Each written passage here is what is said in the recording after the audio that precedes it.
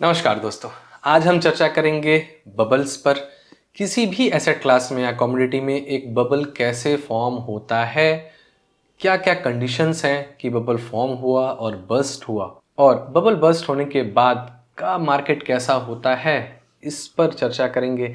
History क्या रही है बबल की, क्या आगे आने वाले ऐसे कुछ कंट्रीब्यूटिंग फैक्टर्स हो सकते हैं कि हम किस कमोडिटी में कैसे बबल देख सकते हैं, और मोस्ट इम्पॉर्टेंटली मैं इसको रियल स्टेट से लिंक करूंगा second half of the video में, क्योंकि जो रियल स्टेट है अभी अगर स्पेशली इंडिया की बात करें तो कॉन्टिन्यूस हमने 2022 से एक बुल रन देखा है, और ऐसा लोगों को लगता है कि रियल स्टेट में कहीं ना कहीं बबल है। जिस तरीके से प्राइजेस बढ़े हैं वो कहीं ना कहीं आगे जा कर के आज के डेट में रियलिस्टिक नहीं है, और आगे जा कर के बर्स्ट होंगे और डिस्काउंटेड रेट्स पर चीज़ें मिलेंगी।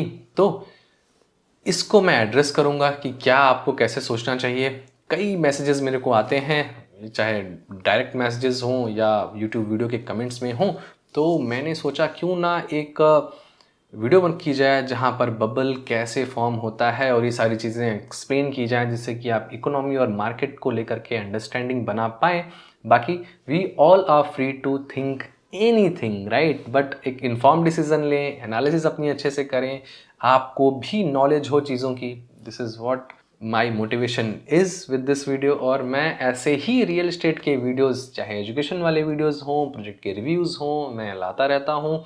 और आप एलीट मेंबरशिप भी एक्सप्लोर कर सकते हैं। नीचे आपको एक ज्वाइन बटन मिलेगा, एक नॉमिनल सी फ़ी है जिसको कि आप ज्वाइन करने के बाद, पे करने के बाद आप इंटरेक्टिव सेशंस का हिस्सा बन पाएंगे, जहाँ पर रियल एस्टेट की क्लास भी होती है, और साथ में आपके क्वेरीज जो होते हैं, जेनरिक क्वेरीज जो होती हैं, उनको इंटरेक्टिव वे में एड्रेस भी किया जाता है।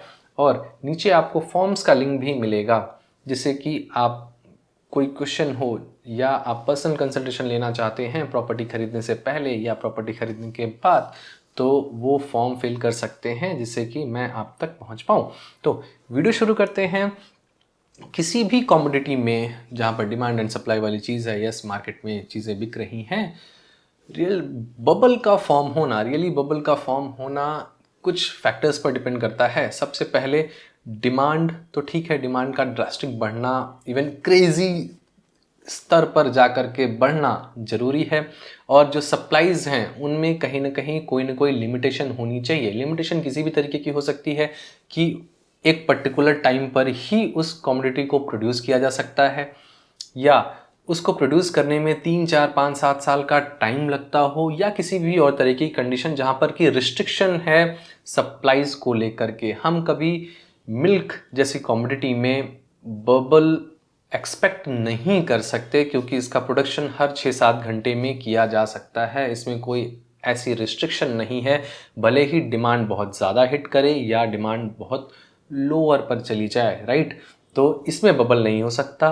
कभी हमने देखा भी है, राइट, कि कभी फेस्टिव सीजन्स में अगर डिमांड बहुत ज़्यादा होती है तो 1 2 दिन आगे पीछे के मिल्क से चीज़ें कहीं ना कहीं कर ली जाती हैं।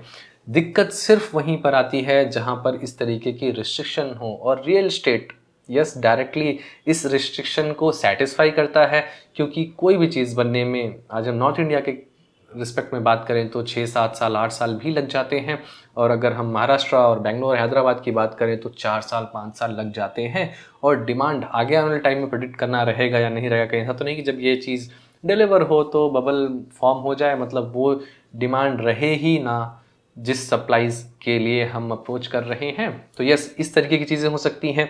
बबल को फॉर्म होने के लिए डिमांड का ड्रास्टिक इंक्रीज होना, डिमांड का लगातार इंक्रीज होते रहना, और इतना इंक्रीज हो जाना कि जो मार्केट का साइज है, लेट से 100 लोग अगर थे उस मार्केट में खरीद और फरोख्त के लिए, तो 95 लोग एग्री करते हैं कि उस वैल्यूएशन पर ये चीज़ खरीदी जाए, उन्हें वैल्यू लगती है। और उस चीज़ को एक्वायर करने के बाद over the period of time, may be 5 महीने बाद, 6 महीने बाद, 2 साल बाद, जितने भी टाइम बाद, वो लोग ये रियलाइज़ करते हैं कि इस प्राइस पॉइंट पर ये वैल्यू ठीक नहीं है, तो वो सेल करना शुरू करते हैं। जब इनिशियल ऑर्डर्स में सेल नहीं होता तो डिस्काउंट्स ऑफर करते हैं, और ऐसे डिस्काउंट्स ऑफर करते करते वो 50% तक का डिस्काउंट ऑफर कर देते हैं, और एक सिचुएशन ऑफ हैवॉक क्रिएट हो जाती है जहां पर सब कोई बेचना चाहता है और कोई खरीदना ही नहीं चाहता। क्योंकि मैंने इनिशियली जो आपको एग्जांपल दिया कि 100 लोग में से 95 लोग तो ऑलरेडी इन्वॉल्व थे उस सारी ट्रांजैक्शन में, राइट। तो मैंने इससे पहले भी वीडियो की थी एक रियल एस्टेट साइकिल पर, जिस पर कि मैंने बात किया था कि रिसेशन का फेज होता है, रिकवरी का फेज होता है, एक्सपेंशन का फेज होता है, हाइपर सप्लाई का फेज होता है। तो हाइपर सप्लाई वाले फेज में जहाँ पर सप्लाईज बहुत ज़्यादा हैं और जो एग्जिस्टिंग लोग हैं उन सप्लाईज को ओन करते हैं, वो भी उन सप्लाईज को अपने पास नहीं रखना चाहते, वो मार्केट में पंप इन करना चाहते हैं। तो जो रिसेशन का फेज है वो ऑल टाइम बॉटम से शुरू होगा। तो बहुत ज़्यादा मे बी टेक्निकल या अच्छे से मैं समझा पाया हूँ, मैं उम्मीद करता हूँ। अगर फिर भी आपकी कोई क्वेरीज हैं तो आप पूछ सकते हैं, इवन कमेंट बॉक्स में भी मैं सब्सिक्वेंट वीडियोस के माध्यम से उनको एड्रेस कर लूँगा। तो यस, कई बार लोगों का ये भी रहता है कि watch it on 2x 3x, यार बात इतनी भी सरल नहीं होती। कई बार आपको भी ध्यान से सुनने की ज़रूरत है, नोट्स बनाने की ज़रूरत है। मैं कोई चीज़ समझाने के बाद अगर मैं क्वेरीज पूछने लगूं कि मैंने बोला क्या था, आई एम श्योर कि most of you guys will take it other way, या जो मैं एग्जैक्टली बोला मैंने वो चीज़ रिटर्न्स में मुझे नहीं मिलेगी। तो राइट, 2x पर वॉच कर सकते हैं, 1.5x पर वॉच कर सकते हैं, but the most important thing कि जो मैं बता रहा हूँ वो समझें, राइट। तो इस तरीके से जो रिसेशन का फेज है वो ऑल टाइम बॉटम से स्टार्ट होता है, अगर मैं वापस से कैच करूँ तो, और वहाँ से फिर मार्केट धीरे धीरे धीरे धीरे धीरे धीरे उठना शुरू करता है और अपनी वैल्यूएशन पर आज तक, मतलब पूरा हिस्ट्री या पूरा फ्यूचर तक चले जाएं, वो उस वैल्यूएशन पर कभी नहीं जा सकता, क्योंकि अगर उस वैल्यूएशन पर चला गया तो एक साइकिल बन जाती है। और बबल का बस्ट होना is not a natural thing, not a cyclic thing, it is not a cyclic in nature. क्योंकि जैसे हम रियल बबल को बस्ट होते हुए देखते हैं तो it loses almost everything of its own, right. तो ऐसा नहीं हो सकता कि it will regain what ever it has. तो क्या रियल एस्टेट में ऐसा हो सकता है कभी? इस तरीके से मैंने बताया कि मेरे बहुत अच्छे दोस्त हैं, वो रियल एस्टेट के बबल को ऐसे डिस्क्राइब करते हैं कि yes, there is a bubble created by builders, created by brokers, but जो इंडिया का बबल है, जिस तरीके से हम हाउसिंग को अप्रोच करते हैं, वो इतना इमोशनल है कि वो बबल बहुत ही हार्ड सरफेस का होता है। अगर उससे आप फुटबॉल खेलना भी चाहें तो हो सकता है कि आप अपना पैर इंजर्ड कर लें, लेग्स इंजर्ड कर लें, right. It is not like a football और not like a actual bubble, क्योंकि इसके पीछे बहुत बहुत बड़े लोगों का हाथ है। चाहे बिल्डर्स की बात कर लें, जिन जो एक्चुअल अपना रिस्क लेते हैं, चाहे हमारे जैसे लोगों की जिनके की इमोशंस हैं हाउसिंग ओन करने के लिए 1 2 3 4, राइट। तो इस तरीके के जो फैक्टर्स हैं वो कहीं ना कहीं कंट्रीब्यूट कर लेते हैं। और मोस्ट इंपॉर्टेंट थिंग, किसी भी बबल को आइडेंटिफाई करने से पहले या ये कहना कि क्या बबल है या नहीं है, आपको डिमांड एंड सप्लाई की गेम समझनी होगी। मैंने पिछले वीडियो में बोला था जिसमें कि मैंने रियल एस्टेट साइकिल्स पर बात की थी, अगर आपने वो वीडियो नहीं देखी है तो प्लीज़ देख लें। This video is a sequel of that video only, right. तो वहाँ पर मैंने बात की थी कि हम कहीं अभी एक्सपेंशन वाले पीरियड में हैं, तो मतलब हाइपर सप्लाई पर आए ही नहीं हैं, and my data is backed by lot of data, right. तो यस, हाइपर सप्लाई को करना कि क्या ये हाइपर सप्लाई का जोन है, इसको आइडेंटिफाई करने का मैं एक तरीका बता देता हूँ। इवन वहाँ भी मैंने बताया था कि क्या ये बायर्स मार्केट है या सेलर्स मार्केट है। बायर्स मार्केट मतलब बिल्डर के पास काफ़ी सारी इन्वेंट्रीज हैं और वो बेचना चाहता है, तो वो डिस्काउंट्स ऑफर कर रहा है, जहाँ पर आप बिल्डर से निगोशिएट कर सकते हैं अच्छी यूनिट के लिए, अच्छी प्राइसिंग के लिए। तो वो एक हम कह सकते हैं कि एक्सपेंशन का एंड फेज या हाइपर सप्लाई का इनिशियल इस तरीके का फेज हो। अगर ये सेलर्स मार्केट है तो आपको निगोशिएशन का मौका नहीं मिलेगा। तो आज के डेट में हम क्या कह रहे हैं, मैंने क्या बताया कि यस, ऐसा कोई सिचुएशन नहीं आया है कि हम ये कह सकें कि it's a buyers market, right. अब इनिशियली जो हमने देखा, कुछ ऐसे बिल्डर्स थे जिन्होंने 17,000 18,000 पर स्क्वायर फीट के रेट पर चीज़ें निकाली, और ऑफ कोर्स वो ओवर प्राइस थी। इवन मैंने भी वीडियो किया था, इट इज़ ओवर प्राइस्ड, और मैंने रेट बताया था 13,000 14,000 के आसपास की होनी चाहिए।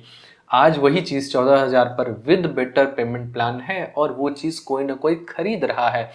और अब फर्ज करते हैं कि कोई 14,000 पर भी खरीदने को तैयार नहीं होता और बिल्डर के पास इस तरीके की होल्डिंग कैपेबिलिटी नहीं होती या कैपेसिटी नहीं होती, तो हो सकता है वो चीज़ 12 11 10 इवन लॉस पर भी बेचने को मजबूर होते वो, राइट। तो ऐसा कुछ नहीं हुआ, हम देख रहे हैं 13 14 पर लोग खरीदने के लिए तैयार हैं। इवन सोना का एक टिपिकल 3 BHK 2.2 पर जा रहा है, और yes, there is a demand of those things, right. Yes, हम ये कह सकते हैं कि लोअर मिडिल क्लास के लिए चीज़ें आउट ऑफ द बजट हैं, बट मैंने इस पर भी बात की हुई है ऑलरेडी, आप पुराने वीडियोस देख सकते हैं।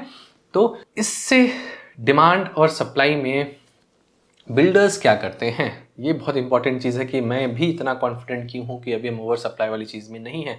बिल्डर्स का बहुत स्ट्रॉन्ग कार्टेल होता है। वो रिसेंटली जैसे कि हमने देखा कि यस, मार्केट ने जो अल्ट्रा लग्जरी वाली चीज़ें हैं उनके लिए बहुत अच्छा रिस्पांस नहीं दिया। तो आपने देखा कि अगर वो मार्केट का स्लो डाउन देख रहे हैं तो उन्होंने अपने लॉन्चेस पर भी एक ब्रेक लगाया है। उस तरीके के लॉन्चेस अब नहीं आ रहे हैं जितना कि पहले आते थे, क्योंकि अब उतनी चीज़ें लोग कंज्यूम ही नहीं कर रहे हैं। ओपन मार्केट इन्वेंट्री रखने से अच्छा हम लॉन्च ही ना करें, let's wait for the better time. और बिल्डर्स भी आपस में बातचीत करते हैं कि किस रेट पर कब क्या लॉन्च करना है, स्पेशली गुड़गांव के कॉन्टेक्स्ट में अगर बात करें तो, राइट। तो बहुत ही स्ट्रॉन्ग कार्टेल है। और ये फिर ड्राइव कैसे होता है, इनके साथ काम करने वाले लोगों का क्या है, ब्रोकर्स हैं। ब्रोकर्स को तो मे बी मुझे ऐसा लगता है आपस में जो इनकी कम्युनिटी है उसमें कहीं ना कहीं आपस में बनने वाली बात या एक स्ट्रॉन्ग कम्युनिटी बनाने वाली बात ऐसी नहीं लगती। कहीं ना कहीं हो सकता है ये स्पॉन्सर्ड बाय बिल्डर्स भी हो, या एक आपस में कंपटीशन वाली चीज़ आ जाती है कि वो आपस में एक स्ट्रॉन्ग कम्युनिटी फॉर्म ही नहीं करते। सबसे लास्ट पर आते हैं हम जैसे बायर्स या आप जैसे बायर्स जो कि रियल एस्टेट खरीदना चाहते हैं, और वो तो एक दूसरे को जानते भी नहीं, तो किस तरीके से कम्युनिटी बनाई जाए, राइट। वो जब RWA बनता है या आप जब सोसाइटी में शिफ्ट इन होते हैं, एक व्हाट्सएप ग्रुप बनता है, तभी बनना शुरू होता है। ऐसे मार्केट नेचुरली चलता है। बट डिमांड की पेस भले ही तेज़ी से जाती रहे या नॉर्मल रहे, बिल्डर्स उसी हिसाब से अपनी सप्लाईज को कंट्रोल करते रहेंगे। और जो पिछला बुल रन हमने देखा 3-4 सालों में, तो बिल्डर्स ने अपनी बैलेंस शीट बहुत सुधारी है।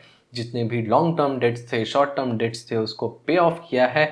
तो they are financially well equipped to hold their assets, चाहे लैंड हो, कुछ भी हो जो हो होल्ड करते हैं। इवन बनी बनाई इन्वेंट्रीज भी वो होल्ड कर सकते हैं।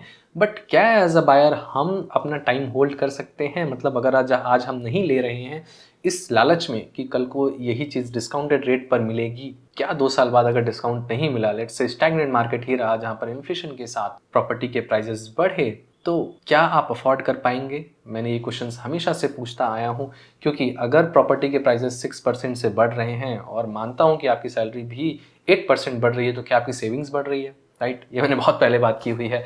तो यस, विश करना कि प्रॉपर्टी के प्राइसेस आज बबल में हैं और बस्ट होंगे, तो इसकी एक हार्ड रियलिटी भी मैं बता देता हूं कि जब भी किसी भी इस तरीके का बबल आएगा तो वहां पर इकोनॉमिक साइकिल भी प्ले आउट करती है। और अगर ऐसा कोई बबल किसी भी कमोडिटी में, इंपॉर्टेंट कमोडिटीज़ में एग्जिस्ट करता है, अगर वो बस्ट हुआ तो इकोनॉमी क्रैश कर जाएगी। जैसे हाउसिंग बबल की मैं बात करूं, इवन मैं हिस्ट्री ऑफ बबल्स पर ही बात कर लेता हूं। जो पहला बबल हमें देखने को मिला था वो हॉलैंड में ट्यूलिप मानिया का था।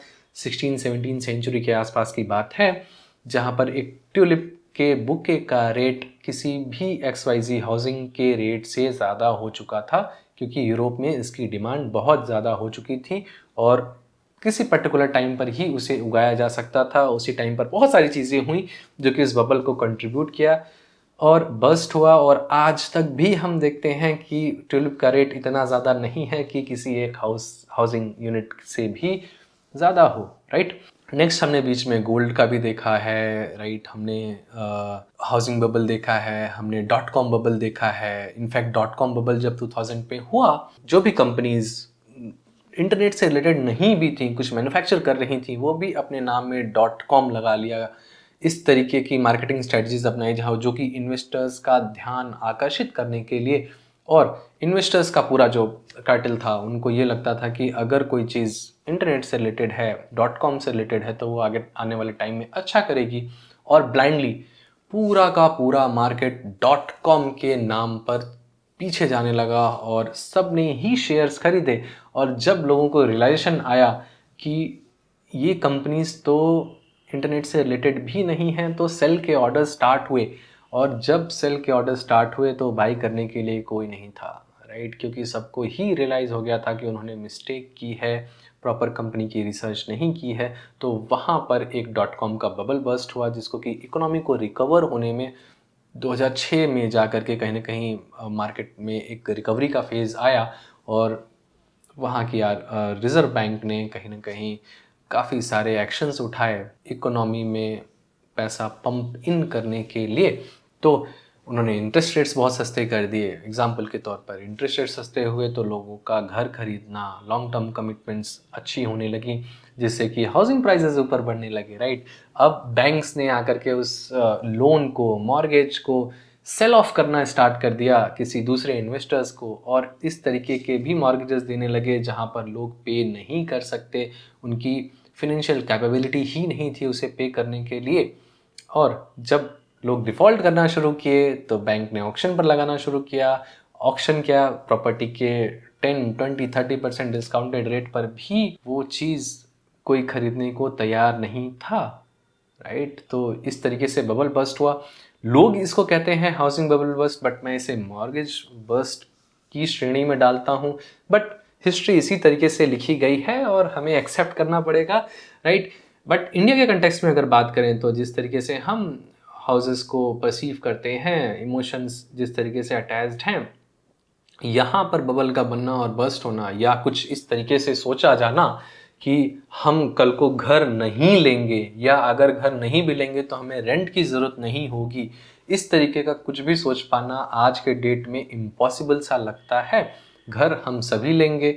अगर रिप्लेसमेंट रेट भी नीचे जाता हुआ दिखे तो अर्बनाइजेशन भी आने वाला है। अब कोई ऐसा वर्स्ट सिनेरियो बना दे जहाँ पर रिप्लेसमेंट रेट भी ज़ीरो है या क्लोज टू ज़ीरो है, जैसे कि साउथ कोरिया एंड जापान का केस है, और लोग अर्बनाइज भी नहीं हो रहे हैं, तो उस केस में कहीं ना कहीं रियल एस्टेट के प्राइसेस नीचे जा सकते हैं। जैसे आज के केस में अगर मैं एग्जांपल लूँ, कोलकाता, चेन्नई जैसे जो शहर हैं, मुझे बार बार इन शहर का नाम लेना अच्छा नहीं लगता, बट वहाँ पर कोई भी इकोनॉमिक एक्टिविटी नहीं हो रही है। वहाँ के लोग खुद वहाँ नहीं रहना चाह रहे हैं, वो मुंबई, बेंगलोर, हैदराबाद, पुणे और इवन गुड़गांव जैसे शहर में शिफ्ट होना चाह रहे हैं फॉर बेटर फिनेंशियल अपॉर्चुनिटीज़।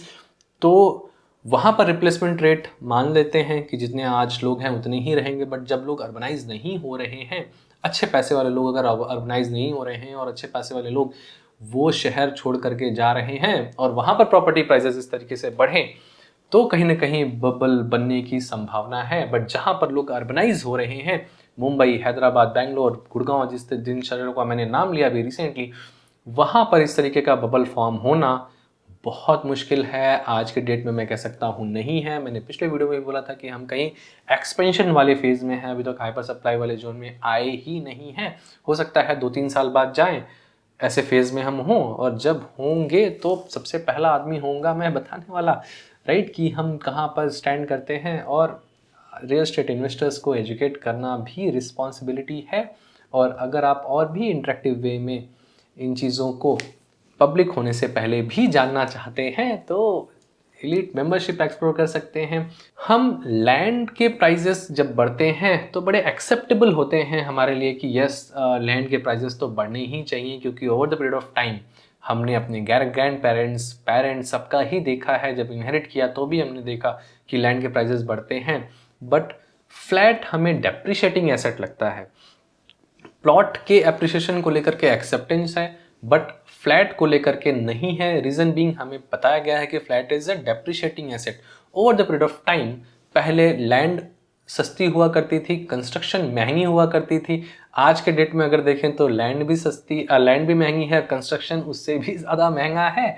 तो ऐसे केस में जो फ्लैट अगर बना भी है तो उसमें कुछ ह्यूमन रिसोर्सेज लगते हैं, कुछ रॉ मटेरियल्स लगते हैं, उसका भी प्राइस बढ़ा है। और खड़े खड़े बिल्डिंग अगर मान लें कि कोई चीज़ बनी भी नहीं है, उसमें कोई रह भी नहीं रहा, या प्रोजेक्ट भी स्टॉल्ड है, तो सीमेंट, सरिया जो भी लगता है उसमें मिस्त्री वगैरह लगते हैं, राजमिस्त्री वगैरह लगते हैं। हर एक लोगों की फ़ी भी बढ़ी है, मतलब इनपुट कॉस्ट बढ़ा है। तो आज के डेट में flat is not a depreciating asset even in the long run.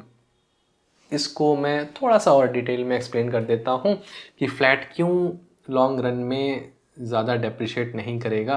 Reason being, let's say एक फ्लैट की साइकिल है 50 साल की, राइट। इनिशियल 15 to 20 ईयर्स तक तो वो प्रॉपर रेट बढ़ने ही हैं उसके, और जब उसकी लाइफ कम बचेगी तो रेट्स स्टैग्नेंट हो जाते हैं। But over the period of time वो रेंटल ही इतना आपको दे देगा कि जो भी डेप्रिसिएशन आगे आने वाले टाइम में होने वाला है वो आप पहले ही पैसा रख लोगे उसका। सेकेंड चीज़, जो जहाँ पर फ्लैट कंस्ट्रक्ट हुआ है उसकी भी लैंड की पार्शियल ओनरशिप आपकी है, तो लैंड की वैल्यूएशन इतनी ज़्यादा बढ़ जाएगी कि जो आपका कंस्ट्रक्शन का डेप्रिसिएशन है वो कहीं ना कहीं उस लैंड की ओनरशिप से लैंड की एप्रिसिएशन से ओवरटेक कर जाएगा।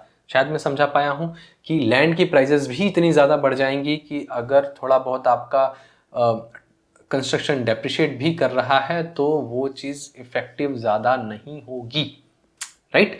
तो सिनेरियोज बदल चुके हैं, हमें भी एक्सेप्ट करना चाहिए कि जो कॉन्डोज हैं उनमें रहने वाले लोग करोड़पति हैं, भले कहने के लिए माचिस की डिब्बिया कह लें या हाउस इन द एयर कह लें, कुछ भी कह लें, बट द फैक्ट इज़ जो भी लोग द्वारका में या गोल्फ कोर्स रोड पर एक्सटेंशन में कहीं भी इस तरीके की माचिस की डिब्बिया ऑन करते हैं वो करोड़पति हैं और आगे आने वाले टाइम में भी वो करोड़पति ही रहेंगे। ऐसा नहीं होने वाला कि उस टावर का वैल्यूएशन इतना कम हो जाएगा या वो वैल्यू इतनी डेप्रिशिएट हो जाएगी कि वो चीज़ बहुत सस्ते में मिलेगी, राइट। हो सकता है मैं बहुत ज़्यादा डाइग्रेस ना किया हूँ, बट एनीवेज मेरा पॉइंट था आपको ये समझाने का कि एक बबल कैसे फॉर्म होता है, बबल बर्स्ट कैसे होता है, क्या हम उस बबल में हैं, आज के मार्केट के सिनेरियो में हम कहाँ पर हैं, बर्स्ट होता है तो मार्केट में क्या होता है, हिस्ट्री ऑफ बबल्स क्या रही हैं, किस तरीके के बबल्स हमने देखे हैं। इवन हम बहुत सिक्योर कमोडिटीज़ लाइक गोल्ड का भी बर्स्ट हमने देखा है ग्रेट डिप्रेशन से जस्ट पहले यूएसए में, राइट। हमने इस तरीके का बबल वगैरह इंडिया में नहीं देखा गोल्ड को लेकर के। हम अलग तरीके से परसीव करते हैं, परसेप्शन अलग होता है।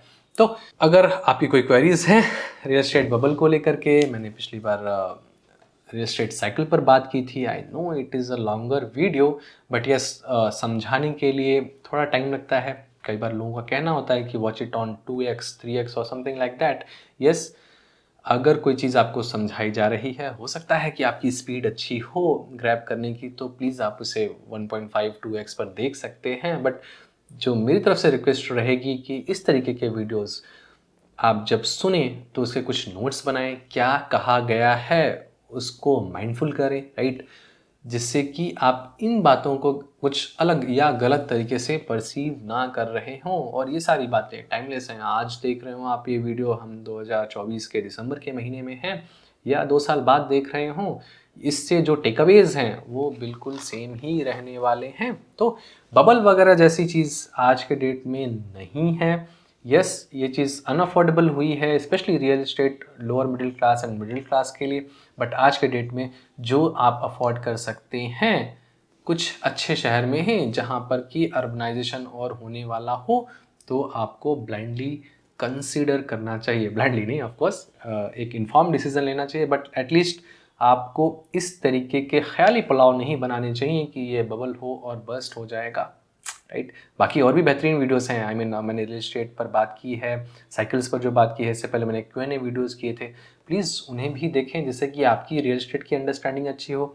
अगर आप 1-on-1 कंसल्टेशन चाहते हैं तो नीचे फॉर्म्स का लिंक मिलेगा आपको, आप उसे फिल करें। अगर आपका क्वेश्चन इंटरेस्टिंग हुआ तो यस, 1-on-1 कंसल्टेशन भी की जाएगी, ज्वाइन बटन एक्सप्लोर कर सकते हैं इंटरेक्टिव वे में अपने क्वेश्चंस को लेने के लिए। काफ़ी नॉमिनल फीस है। यस, 1-on-1 कंसल्टेशन की फ़ीस काफ़ी महंगी है, और यस वो कंसल्टेशन इतनी फ़ी डिज़र्व भी करती है क्योंकि स्टेक पर काफ़ी कुछ है, राइट, और यहाँ पर एक्सपीरियंस काफ़ी कुछ है। तो मिलते हैं अगली वीडियो में, बाकी वीडियोस भी एक्सप्लोर कीजिए। Thank you for watching till the end, see you there.